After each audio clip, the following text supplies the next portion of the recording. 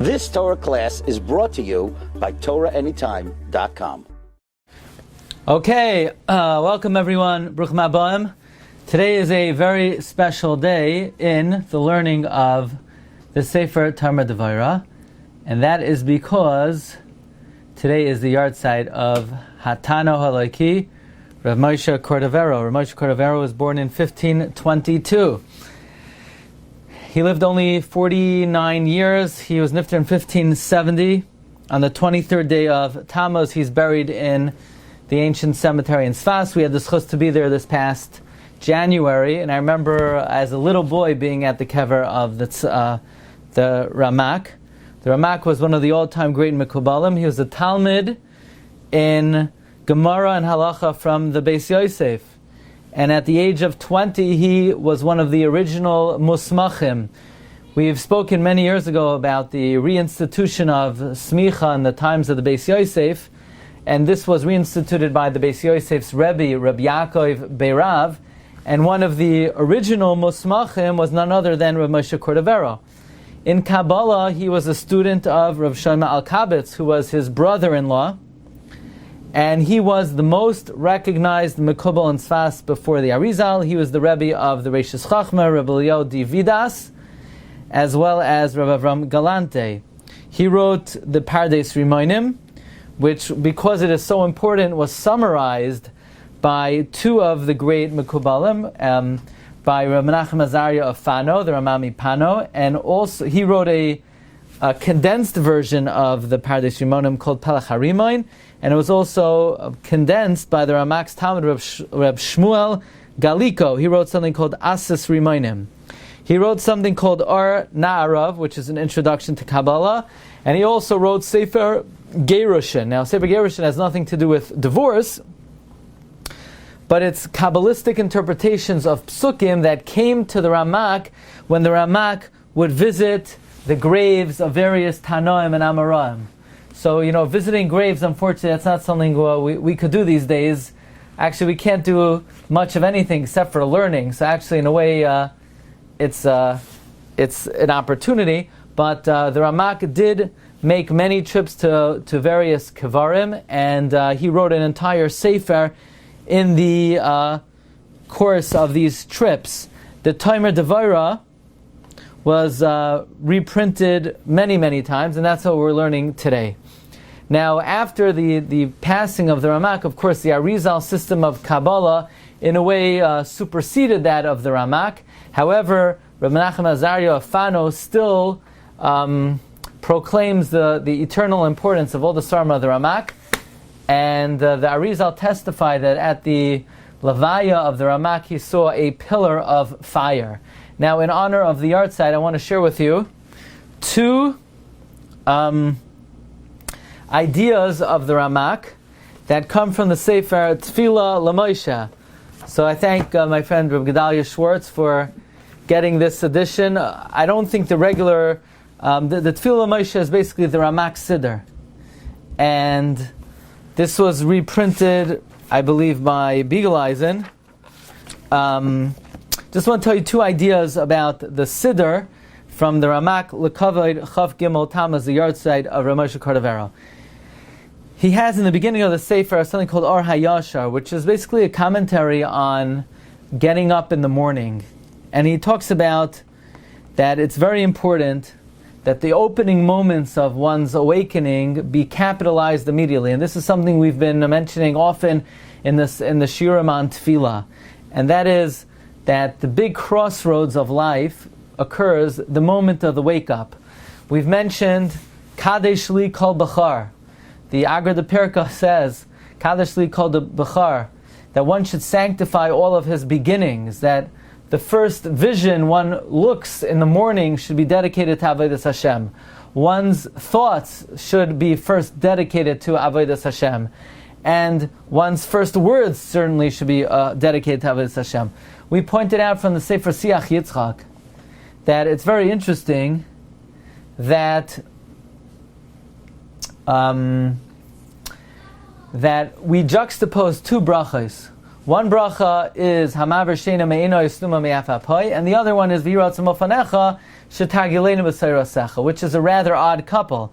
First we say, thank you Hashem for lifting sleep off of our eyes, and then we say, Hashem set us in the right path.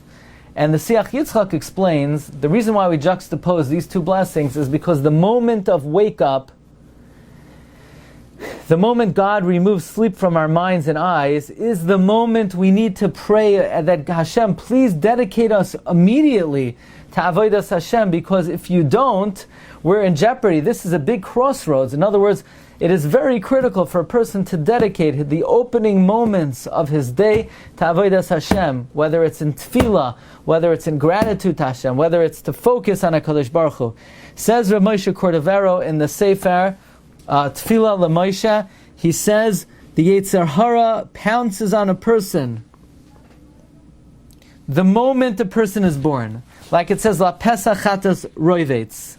So just like the Yetzer Hara pounces on a person the moment he's born, the moment a person wakes up in the morning, the Sitra Achra wants to make a business deal with you. The business deal is, he wants you to sin. And therefore, basically what happens is the moment your neshama comes into your body, your soul is up for grabs. Is it going to cling and be attached to the Sitra Achra, or are you going to ensure your neshama remains b'tzad HaKedusha? And therefore, says the Talmud Devorah, a segula, to ensure that your soul remains with Kedusha and is not grabbed a hold of by the Sitra Achra, and that is, you should imagine your name interlaced with the word neshama.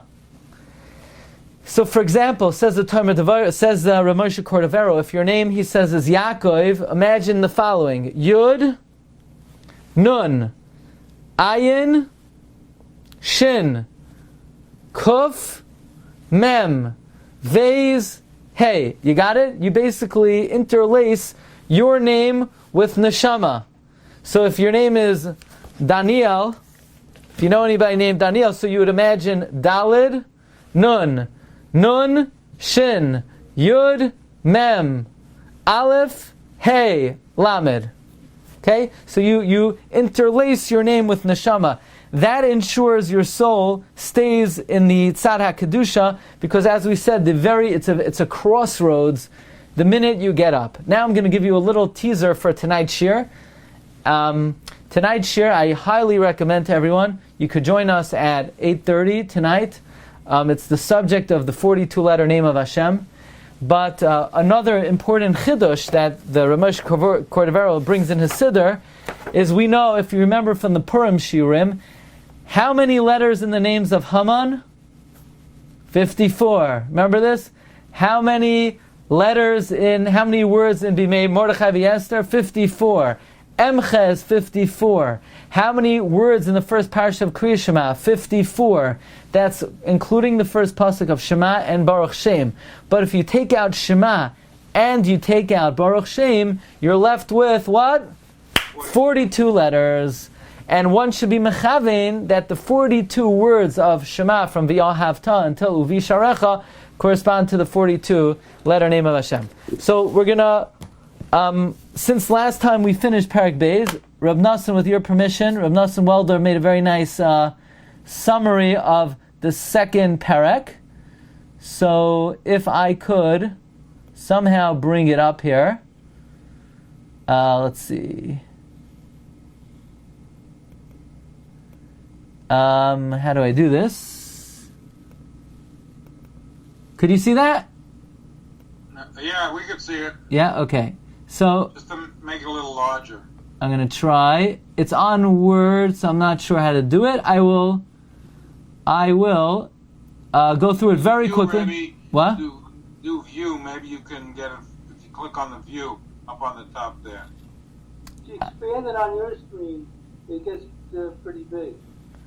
Especially all right, yeah, you know what? I can make it bigger by myself. Okay, so we're going to go through it very quickly. Executive summary. If anybody wants the sheet, you could contact Reb Gedalia Schwartz. He will be glad to send it out, or if you're on the email list. So basically, we mentioned that the Midah of Keser, which is the highest of all the Spheros, is mostly reflected in the position of the head.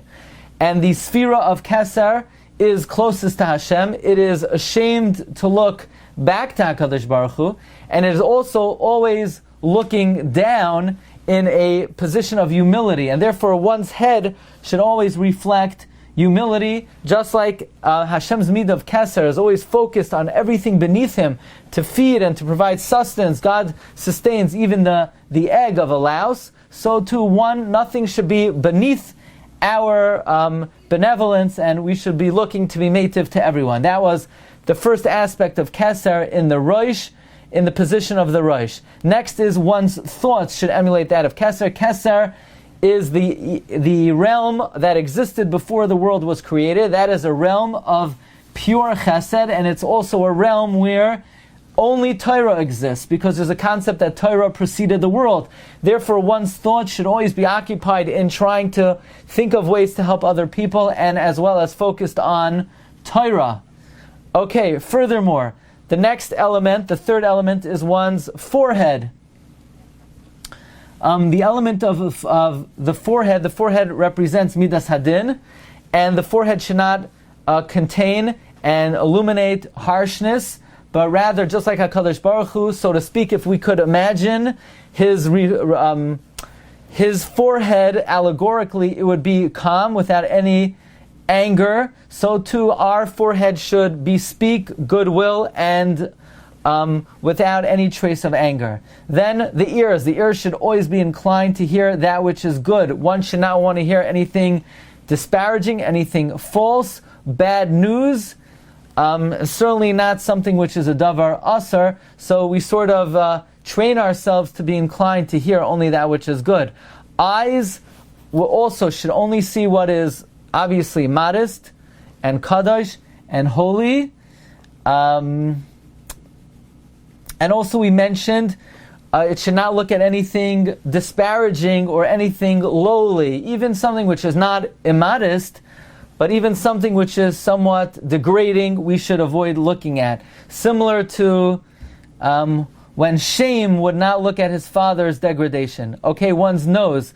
The nose reflects anger, charoinaf, like it says here, the flaring nostrils. Instead, our nose should always bespeak and reflect goodwill, and to emulate, so to speak, the patience of the Creator. One's face should always be radiating and smiling. As Rabbi Yisrael Salanta would say, one's face is Rishus Harabim, and therefore one should strive to overlook, to hide the difficulties one may be going through. If I could say, my aunt, maybe I'll say Le'ilai Nishmasai, my aunt lost her mother this week. She's sitting Shiva. Her name was Mrs. Sarah Schechter, was a person who, even though she had a illness which she was fighting b'soif yamav, but she would never complain about it, and she would not want her troubles to be apparent to other people, that other people should have to, so to speak, have a down feeling and a feeling of sadness because of her situation. And this is the midah of HaKadosh Baruch Hu. Hashem's face is always illuminating and shining. As the Talmud Devorah, I believe, quotes the pasuk, Bi'ar Pnei HaMelech. Hashem's face is always radiating simcha. One's mouth should only speak good, Torah, and goodwill. One should not allow his mouth to emit anything degrading, like the mouth on high, so to speak, which only speaks Tova u'kedusha. Now, the Talmud Devorah did mention, and these are how many different aspects we have: the head, we have the thoughts, we have the forehead, we have the ears, we have the eyes, we have the nose, we have the face and the mouth. These are the 8 ways. Now, the Talmud Devorah did say that we are not always able to conduct ourselves with these midas, because there are times to show midas hagvura. However, on Shabbos or Bizman Yom Tif or during davening or when we're learning, this is a time to focus solely on the midas of Keser. Now, we said that the primary midah of Keser is humility, and therefore the Talmud Devorah came up with 2 medications to help us engender humility. The first medication consists of 3 ingredients. One is to train ourselves to run away from honor as much as possible, to train ourselves to focus on our own deficiencies, and that because we sin often, we should desire kapara, and the best kind of kapara is tolerating insult. And the second medication that the Talmud Devorah mentioned was the medication of to show kavod to all of creation, because every creation has in it the wisdom of the Creator, and to try to engender a love for all of Klal Yisrael, as the Talmud Devorah mentioned, that if the other person would only have the resources that somebody else would have, then they would also be considered someone who we would desire their company. And therefore, by always respecting every human being, every Jew, and also developing a love for them, this will help us acquire humility. So Hashem should give us siyat d'shmaya to internalize some of these limudim, and Be'ezus Hashem, tomorrow we move on to chapter Gimel. Okay, thank you everyone for joining today. Shkayach Reb Nassan for the summary, and wishing everyone a great day. Shkayach. If anybody wants the sheet, you could message over here, or message Gedalia Schwartz, or myself, and we'll get it to you. Shkayach. You've just experienced another Torah class brought to you by TorahAnytime.com.